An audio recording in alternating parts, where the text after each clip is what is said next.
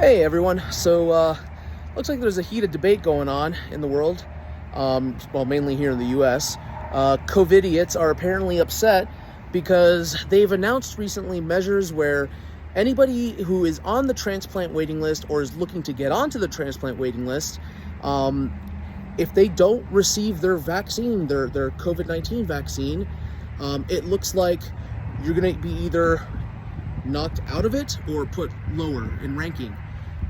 So I want to address with that audience directly, because there are people out there that are saying, well, maybe I should just not donate my organs since I'm not going to get vaccinated. Look, to be honest, if you don't want to donate your organs, that's fine. That just shows how much of a selfless person or a selfish person you really are, and that you really don't care about society, because that's what the vaccinations are all about, really. It's about taking care of your fellow man and being a responsible citizen. I am a transplant recipient.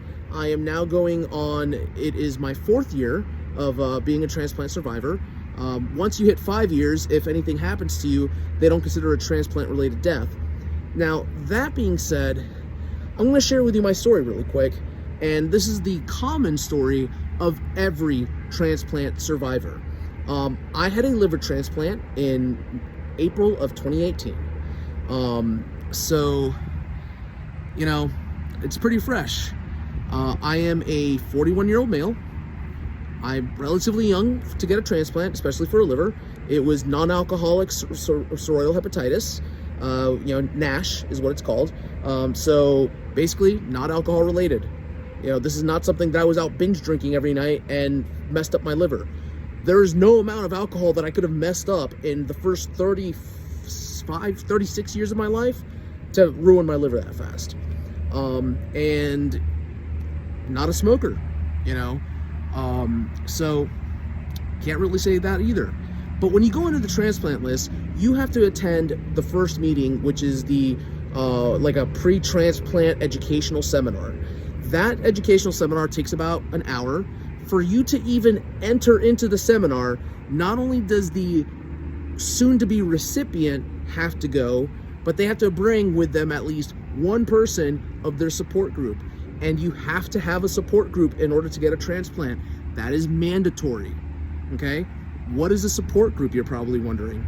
A support group is a team of people that are dedicated to be there when you are done with your transplant. Once you are out of the hospital, they're going to be there to take care of you around the clock.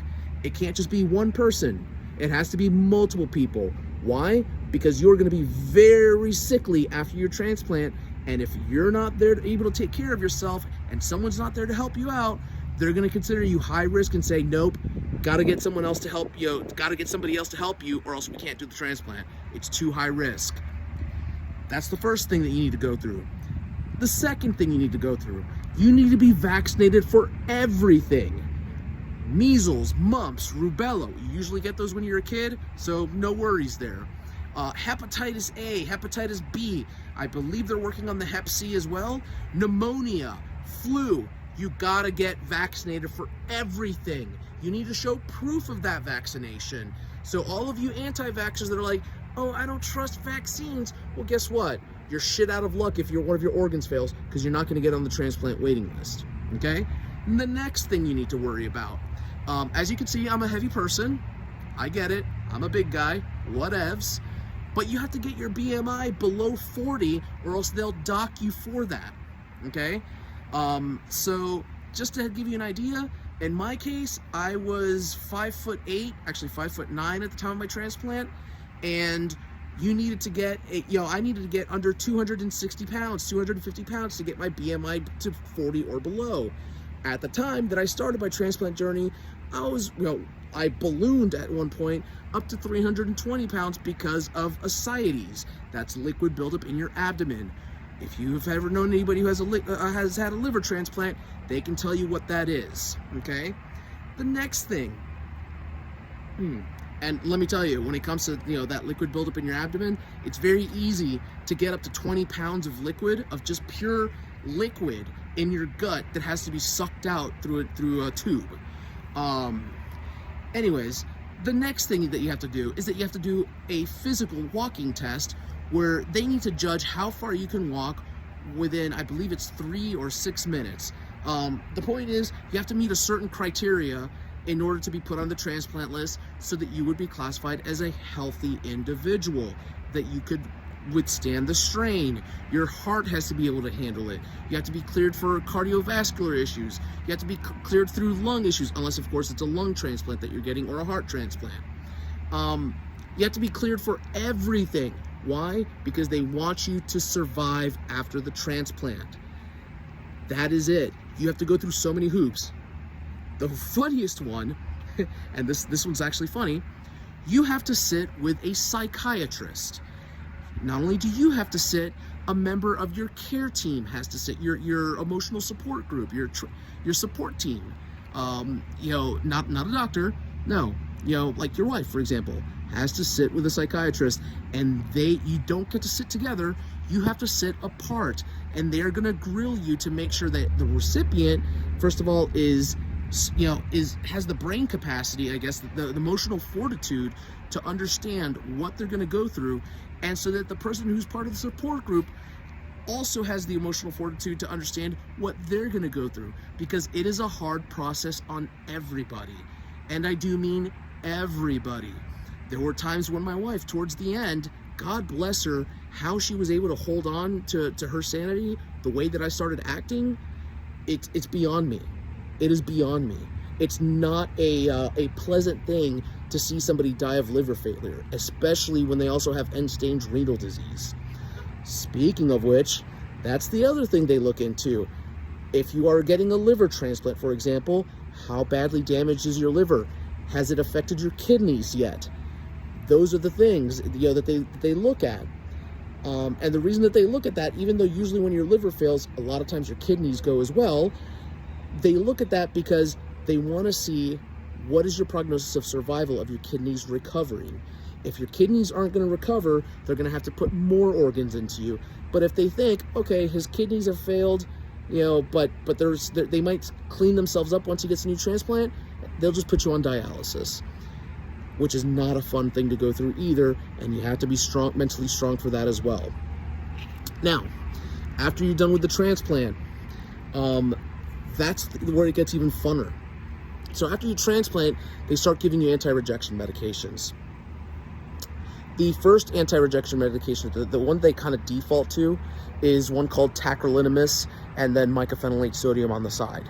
Tacrolimus, one of the massive side effects that I get, if you're worried about side effects when it comes to COVID-19 vaccine, nothing compared to this. Tacrolimus, one of the registered side effects that's known about it is that you can go into seizures. I happened to go into a seizure that lasted for a week. Why? Because they put me on Tacro starting prior to my operation. They had to put me on an anti-seizure medication called Keppra afterwards. And even with the Keppra, it took them several MRIs to realize, oh crap, this is what's causing his seizures, why he's not coming out of it. I was in a fugue state for a week long. Now, that is something that story's not common for most transplant recipients, but it's not unheard of either. And I was lucky because I woke up the day after my transplant surgery was over. Most people are in ICU, intubated for a couple of days afterwards. That's the next thing I want to talk to you about. If you guys are worried about getting COVID, and when it comes to, the intubation procedure, here's the difference. If you're going to get a transplant, being intubated is the last thing you need to worry about, because you have no choice. They have to, okay? The good news is that when they do intubate you, you're asleep when they do it. It's not a rushed procedure like they do with COVID, where you are literally choking and almost, gagging on yourself and awake, and they don't have time to sedate you, to intubate you.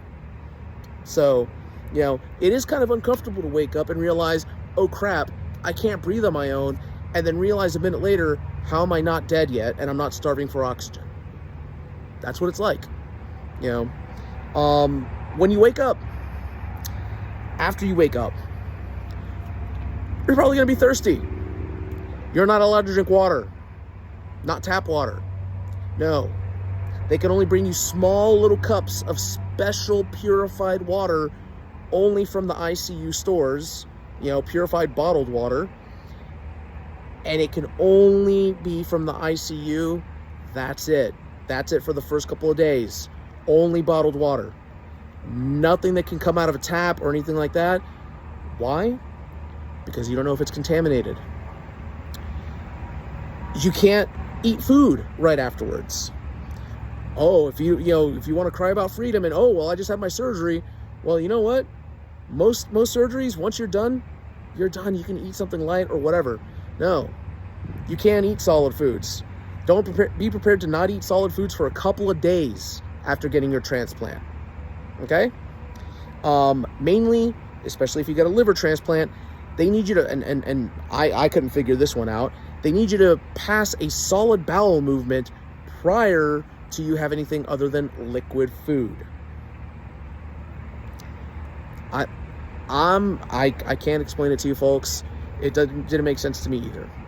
So that's just some of the things you have to worry about when you come out of, when you're a transplant recipient. You worry about your freedoms and inconveniences with the COVID vaccine. Well, guess what else you have to worry about as a transplant recipient? You have to worry about blood tests every other day, or, roughly 2 times a week. Let's put it that way. You need to get blood tests twice a week, every week, for the first roughly 2 months. Afterwards, they start dropping it down to once a week or so, and then once every few weeks eventually. Now 4 years later, I have to go and get blood work done once every, 3 months. Also, here's the next thing. You basically agree that you are never going to do drugs or drink alcohol again. They don't really test for the drugs, just giving you the heads up. They are very harsh about the alcohol. Ain't none of you Tommy Lasorda. If you don't know who Tommy Lasorda was, that was the famous coach for the Dodgers that had a liver transplant because he was a drunk and was rich enough, because he was famous enough, to keep on drinking to get another damn liver transplant because, oh yeah, he messed it up again the second time because of alcohol use. So, you'll enjoy after you're a transplant recipient when you go out with your friends and they're all, getting hammered. Be prepared to be the designated driver. It's fun. It's actually, drinking, you don't really need that much. So, yeah, I just wanted to make this video, and, feel free to like and comment on the YouTube page. If you have something, that you want to add, if you're a fellow transplant recipient, feel free to add it. I'm pretty sure that I might have missed something. Again, my experience doesn't translate to everyone's experience, but the first part that I said, when it comes to the pre-transplant education, everyone goes through it. Peace out.